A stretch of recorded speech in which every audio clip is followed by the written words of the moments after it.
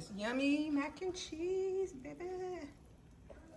And I cooked some delicious collard greens to go with it. Yes, this is one of my staples. I got my catfish over here and my cornbread right here that I made the other day. That's my cornbread. I'm gonna show you my catfish. Hold on. Oh, I gotta show you my pies too. Made some more sweet potato pies. And we're gonna walk around this way to look at my fish that I cooked. Here's the fish, the catfish. I had 3 pieces. My granddaughter ate one already. But anyway, that's what we got going on over here.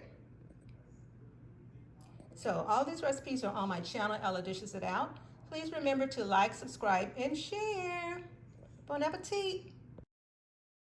Okay, guys, you know I had to plate it up for you. This is the catfish, the mac and cheese, creamy mac and cheese, the collard greens with turkey meat, and last but not least, the cornbread. You gonna eat your cornbread? All right. Anyway, this is the plated up meal that I just cooked, and it looks so delicious. I can't wait to dig in. And I'll put some hot sauce on that fish, and it's gonna be on, baby. All right, so thank you guys for tuning into my channel, Ella Dishes It Out.